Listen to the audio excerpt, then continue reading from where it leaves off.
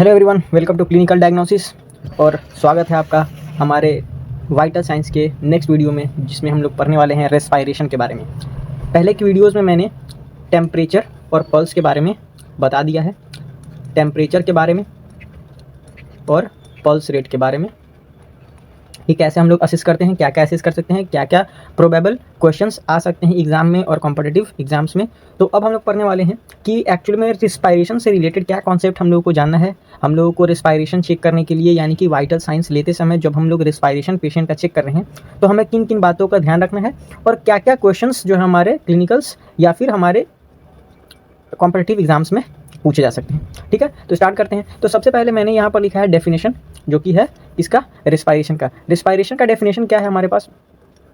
तो सबसे पहले हम लोग जानते हैं कि एक्चुअल में रिस्पायरेशन होता क्या है। तो respiration is act of breathing. जो हम लोग सांस अंदर खींच रहे हैं या फिर छोड़ रहे हैं, तो इस एक्शन को हम लोग रिस्पायरेशन कहते हैं। ठीक है, ब्रीथिंग जो हम लोग कर रहे हैं उसको हम लोग रिस्पायरेशन कहते हैं। ठीक, तो process of taking oxygen and giving out carbon dioxide. ठीक है, अगर हम लोग एक कॉन्सेप्चुअल डेफिनेशन की बात कर रहे हैं तो उसके हिसाब से हम लोग कह सकते हैं कि process of taking oxygen and giving out carbon dioxide is called respiration. ठीक है, तो आखिरकार एग्जाम में आता है कि जो कंट्रोल है हमारा, रिस्पायरेशन कंट्रोल है बॉडी में, वो कौन करता है? तो कंट्रोल ऑफ रिस्पायरेशन यानी कि हमारे नर्वस सिस्टम में, हमारे बॉडी के नर्वस सिस्टम में कौन सा ऐसा भाग है जो कि हमारे रिस्पायरेशन को, जो कि है एक्ट ऑफ ब्रीदिंग को, हम लोगों का कंट्रोल करता है। ठीक है, तो ये है मेडुला ऑब्लंगाटा, ठीक है, और पॉन्स। ये दोनों जो है हमारे ब्रेन के सबसे अहम हिस्सों में आते हैं, जो कि हमारे बॉडी में other than respiration, vomiting centre है, ये सारी चीज़ें भी हैं हमारे बॉडी में, कार्डियक सेंटर है, ये भी हमारे बॉडी में जो भी है वो मेडुला ऑब्लंगाटा के द्वारा ही कंट्रोल किया जाता है। ठीक है, तो रेस्पायरेशन जो है हमारा मेडुला ऑब्लंगाटा के द्वारा ही कंट्रोल किया जाता है। और एक क्वेश्चन और आता है कि हमारे बॉडी में जो अर्ज ऑफ रेस्पायरेशन, यानी कि हमारे बॉडी में जब भी ऑक्सीजन की कमी होगी तो क्या होगा?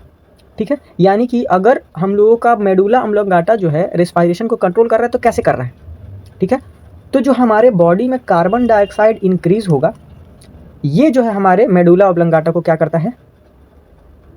इंड्यूस करता है, और इसको कहता है कि हमारे बॉडी में कार्बन डाइऑक्साइड की मात्रा ज़्यादा हो रही है, जो कि हमारे लिए हानिकारक है। आप रेस्पायरेशन को तेज कीजिए या फिर कुछ ऐसा कीजिए जो कि इसे कंपनसेट किया जा सके। ठीक है, तो क्या क्वेश्चन में आता है कि विच गैस, या फिर ऐसा कौन सा फिनोमिना है जो कि हमारे बॉडी में रेस्पायरेशन को इंड्यूस करता है?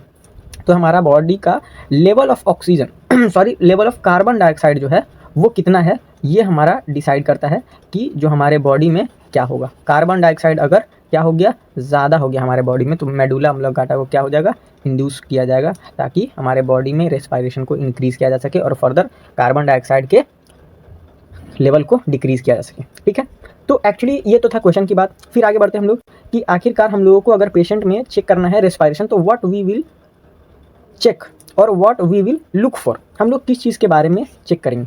तो हमारे पास 4 चीज़ें हैं चेक करने के लिए, जो कि हम चेक कर सकते हैं और चेक करना होता है हमें एक्चुअल में। ठीक है, तो सबसे पहला चीज़ है कि रेट, दूसरा है रिदम, तीसरा है डेप्थ, और फोर्थ है हमारा एफर्ट। तो रेट किसको कहते हैं? कोई भी यूनिट में या फिर किसी भी चीज़ में जो हम लोग चेक कर रहे हैं, अगर उसमें रेट की बात की जाए तो हमेशा पता चलता है कि उसमें ज़रूर कहीं ना कहीं टाइम का इन्वॉल्वमेंट है। रेट में, रेट अगर पूछा जा रहा है तो किसी ना किसी चीज़ में आप टाइम से डिवाइड कर दें, बस आपको उस चीज़ का रेट निकल जाएगा। ठीक है, तो हम लोग किसका रेट निकालना है? तो ब्रीदिंग का रेट निकालना है। तो breathing divided by time, breath और पर मिनट, यानी कि हमारे बॉडी में जो भी ब्रीदिंग हो रहा है वो 1 मिनट में कितना ब्रीथिंग हो रहा है वो हमें पता चलना चाहिए। ठीक है, तो उससे हम लोग क्या कहते हैं कि रेट हम लोग क्या है? तो रेट जो है हमारा कैसे पता चलेगा कि फुल रेस्पायरेशन इन 1 मिनट क्या है रेट? 1 मिनट के अंदर हमारे बॉडी में कितना एक्सहेलेशन इनहेलेशन जो है हो रहा है, उसको हम लोग रेट कहते हैं। जैसे कि 1 इनहेलेशन, ठीक है, एंड 1 एक्सहेलेशन।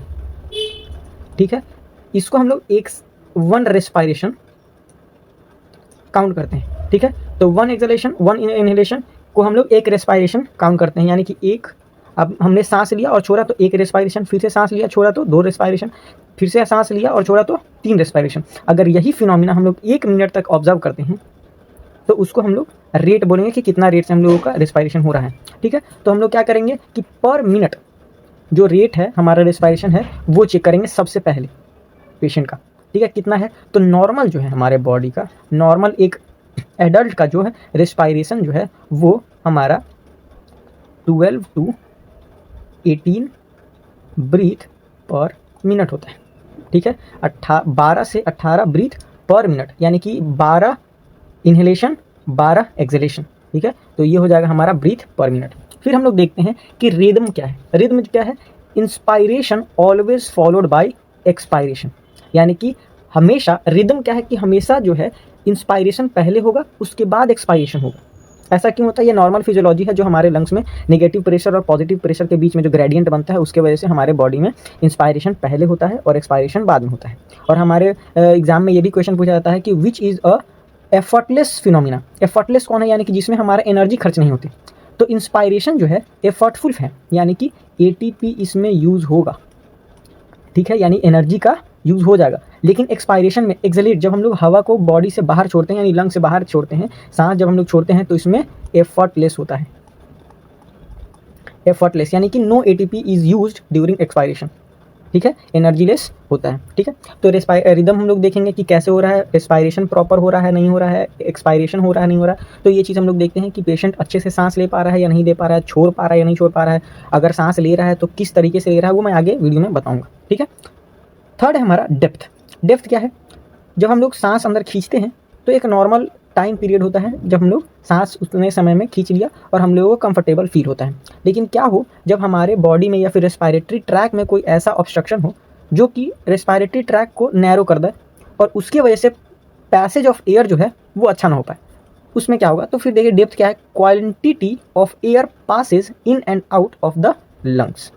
लंग्स के अंदर जो क्वांटिटी है एयर का वो कितना जा रहा है और बाहर आ रहा है वो डिपेंड करता है the depth of the respiration, यानी कि हम लोग कितनी गहरी सांस ले रहे हैं।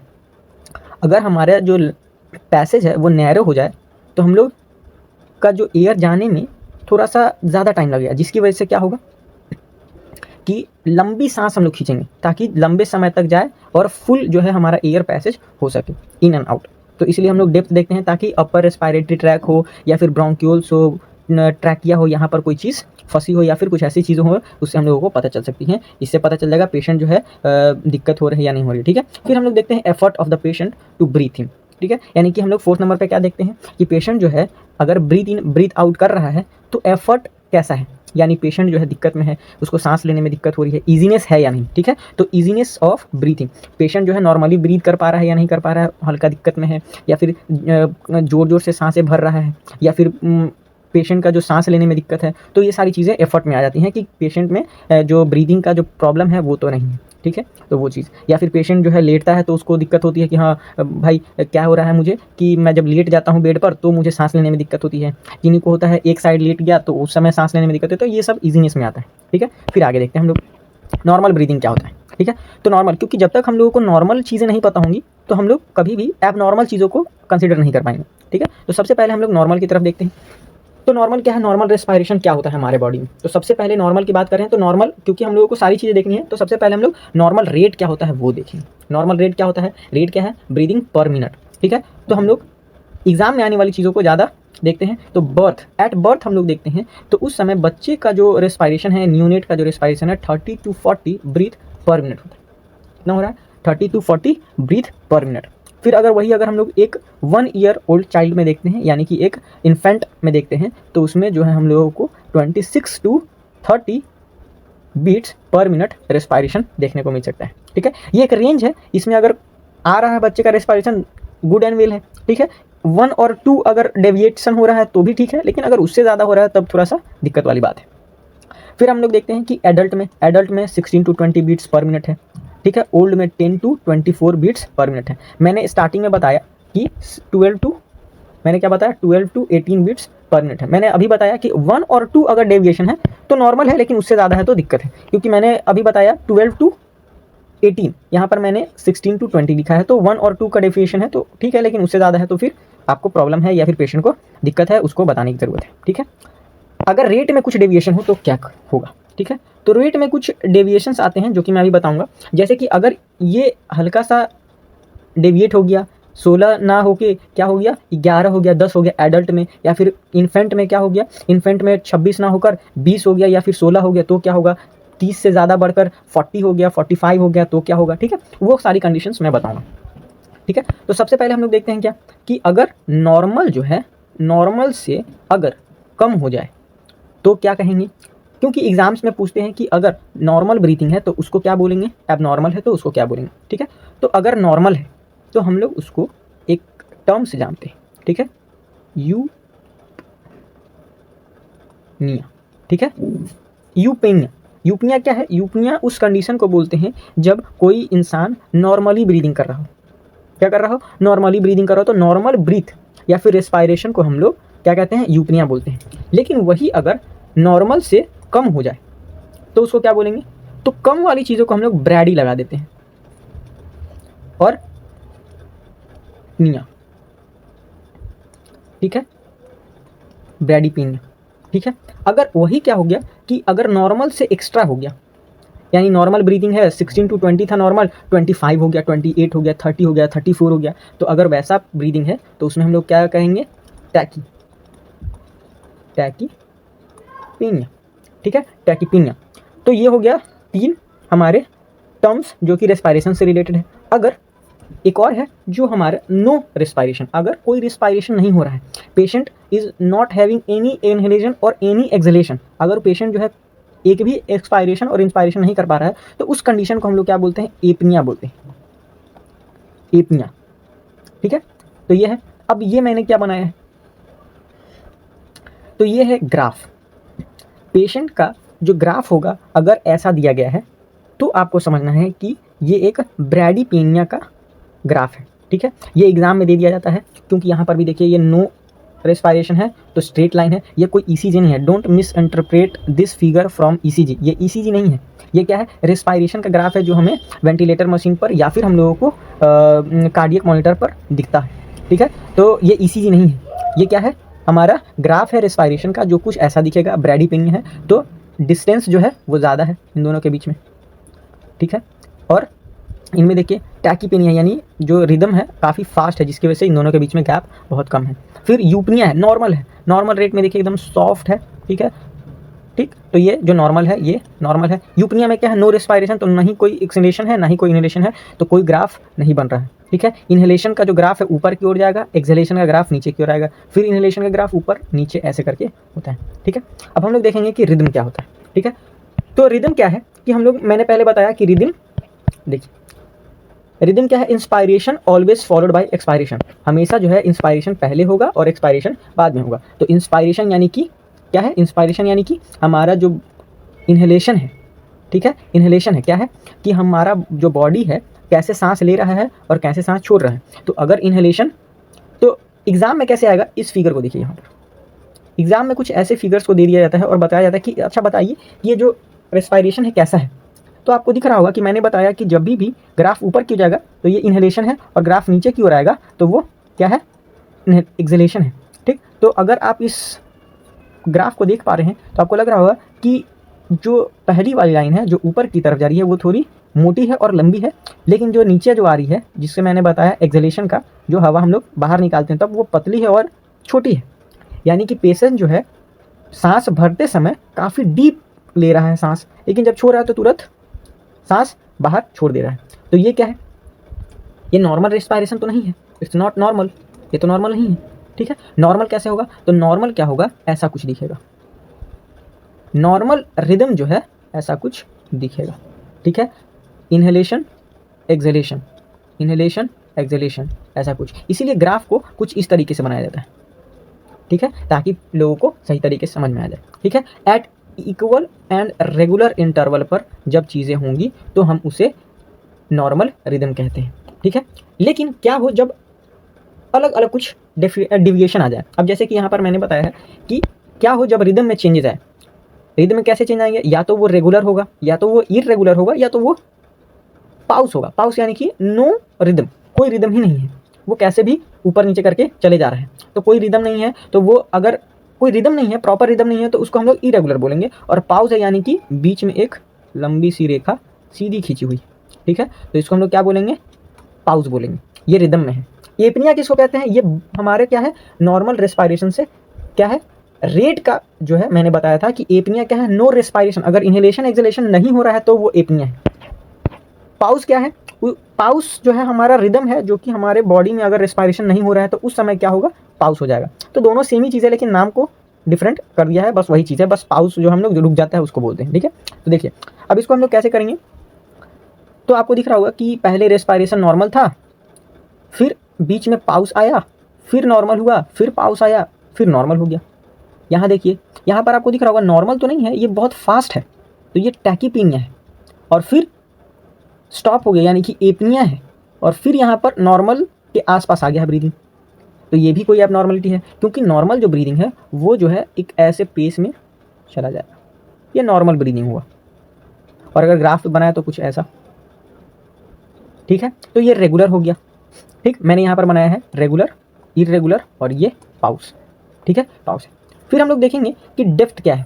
अब हम लोग देखते हैं कि डेप्थ क्या है। अगर हम लोग किसी पेशेंट का वाइटल ले रहे हैं, और वाइटल में हम लोग खास करके रेस्पायरेशन का वाइटल ले रहे हैं, तो हम लोग उसमें क्या क्या चीज़ें हम लोगों ने अभी देखी, क्या देखा हम लोगों ने, सबसे पहले हम लोगों ने देखा रेट, फिर हम लोगों ने देखा रिदम, ठीक। अब हम लोग देखने जा रहे हैं डेप्थ, यानी कि पेशेंट जो है कितनी गहरी सांसें भर रहा है, ठीक है, जो जैसे कि मैंने यहाँ पर बताया कि डीप एंड लॉन्ग रेस्पायरेशन, तो वैसा ही कुछ। अब डेप्थ में क्या है, तो डेप्थ में दो ही चीज़ें हो सकती हैं, या तो डीप, या तो गहरी सांसें भरेंगे, या फिर बहुत ही छोटी सांसें भरेंगे, ठीक है, यानी डीप और शैलो, ठीक है। डीप देख रहे हैं, ये लाइन जो है चौली है और थोड़ी लंबी है, लेकिन शैलो में क्या है, ये देखिए कुछ ऐसा बनेगा, डीप एंड लॉन्ग, तो ये क्या है, डीप रेस्पायरेशन है। अब शैलो क्या है, शैलो है यानी कि छोटी रेस्पायरेशन होगी, रेगुलर हो या ना हो वो हमारे रिदम पे डिपेंड करता है, ये शैलो हो सकती है और इरेगुलर भी हो सकती है, ठीक है, कुछ भी हो सकता है, शैलो डीप हो सकता है, रेगुलर इरेगुलर भी हो सकता है, तो उसको इंटरप्रेट करके हम लोगों को लिखना होता है कि patient is having rate tachypnoea, irregular and shallow breathing.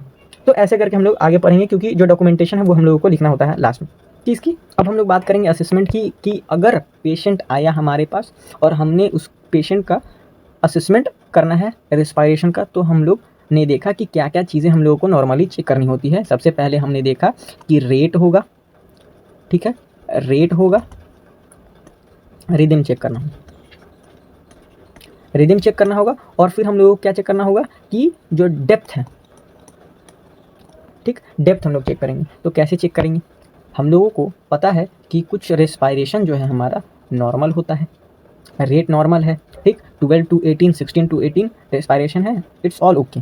Rhythm क्या है, वो भी क्या है, रेगुलर है, रेगुलर है। डेप्थ की बात ना करें कि ये भी नॉर्मल है, तो हम लोग इस रेस्पायरेशन को यूपनिया बोल सकते हैं।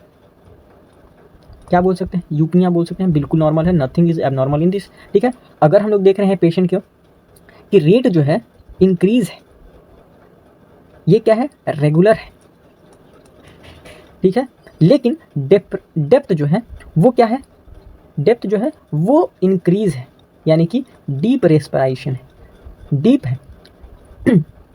तो ऐसे में हम लोग इस कंडीशन को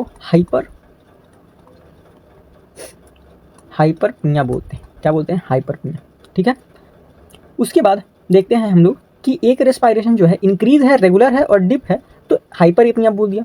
लेकिन वही हम लोगों ने बोला कि डीप है यानी टैकी है, सॉरी डीप नहीं, इंक्रीज है तो टैकी है, टैकीपनिया है, और ये क्या है, रेगुलर है, ये इस बार भी रेगुलर है, या फिर क्या कर दिया हम लोगों ने, डीप है, रेगुलर है,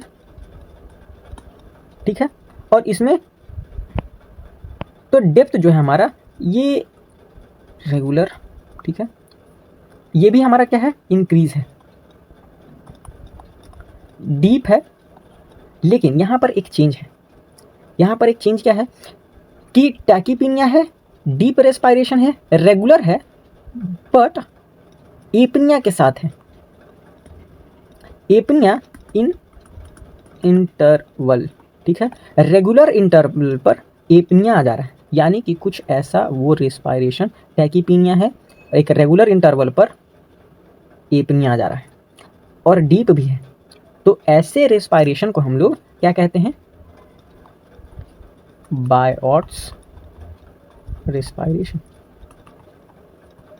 ठीक है, तो हम लोग कैसे डॉक्यूमेंट करेंगे? अगर पेशेंट आया, तेजी से सांस ले रहा है, गहरी गहरी सांसें ले रहा है, बहुत गहरी सांसें ले रहा है और बीच बीच में वो रुक जा रहा है बिल्कुल, या फिर ऐसा कुछ फिनोमिना हमें कार्डियक मॉनिटर पर देखने को मिल रहा है या फिर हमें वेंटिलेटर मशीन पर देखने को मिल रहा है, तो जाहिर सी बात है कि वो एक क्या है, बायोट रेस्पायरेशन में पेशेंट चल रहा है। तो actually it's a not normal, it's a emergency. तो इसको हम लोगों को करेक्ट करना पड़ेगा। तो इसके लिए हम लोगों को क्या करना है, रिपोर्ट करना है। ठीक है, अब हम लोग आगे देखते हैं कि जैसे कि मैंने बताया हाइपर एपनिया, हाइपर एपनिया, तो अगर हम लोग देखते हैं कि वही चीज़ हाइपर एपनिया को हम लोग एक और नाम से जानते हैं जिसको बोलते हैं कॉस्मल रेस्पायरेशन। तो कॉस्मल रेस्पायरेशन में क्या होगा, तो टैकीपीनिया होगा, यानी कि इंक्रीज रेट होगा। क्या होगा, इंक्रीज रेट होगा, रेट बढ़ जाएगा और रेस्पायरेशन का जो रिदम होगा वो रेगुलर होगा। ठीक है, और जो हमारा डेप्थ है वो डीप होगा। तो इसको हम लोग बोलते हैं, क्या कहते हैं हम लोग, तो इसको हम लोग कॉस्मॉल बोलते हैं। ठीक है, कॉस्मॉल्स रेस्पायरेशन।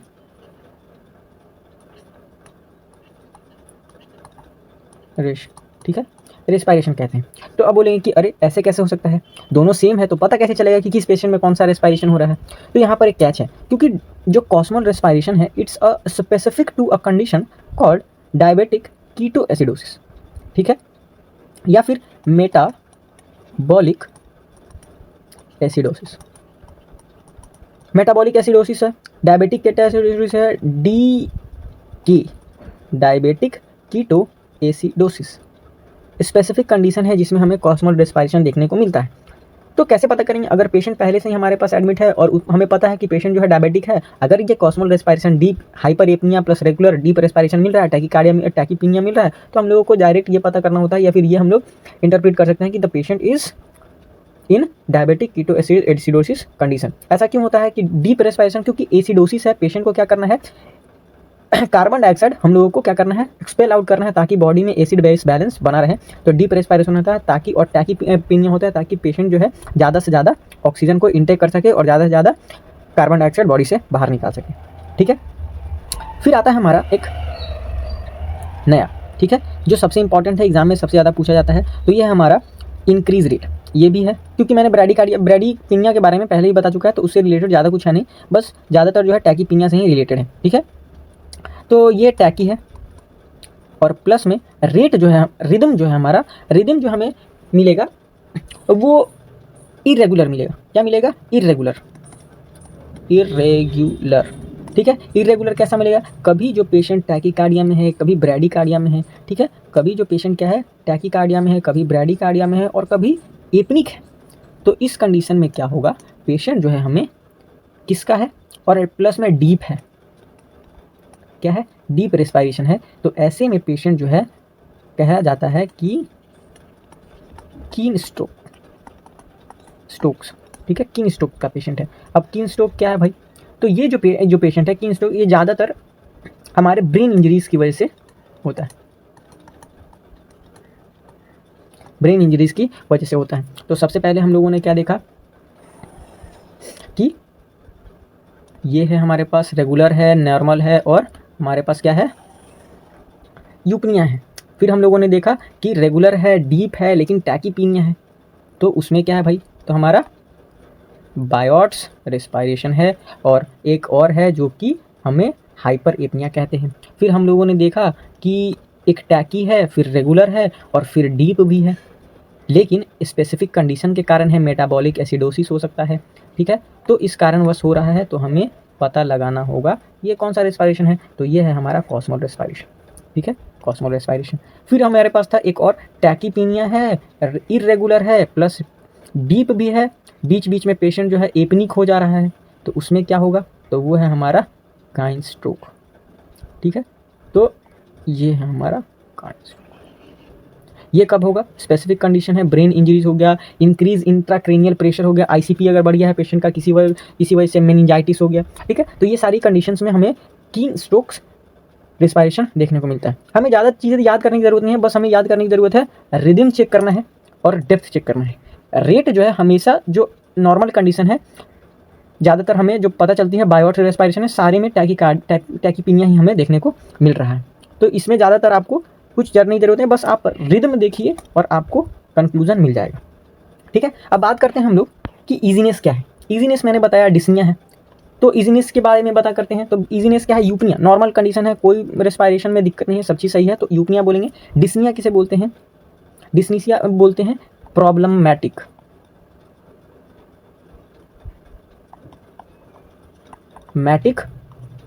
रेस्पायरेशन। प्रॉब्लमैटिक रेस्पायरेशन यानी कि उसमें ज़्यादा हम लोगों को एफर्ट लगाना पड़ रहा है। ठीक है, एफर्ट फुल रेस्पायरेशन कह सकते हैं। ठीक है, या फिर हम लोग कह सकते हैं डिफिकल्ट रेस्पायरेशन कह सकते हैं।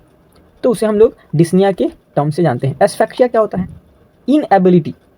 ठीक है, एस्फेक्सिया मतलब होता है, जब हम लोग बोलते हैं हिंदी में इसको कह सकते हैं दम घुटना। ठीक है, या फिर हम लोग कह सकते हैं कि सांस ना आना। ठीक है, तो उसको हम लोग कह सकते हैं एस्फेक्सिया। ठीक है,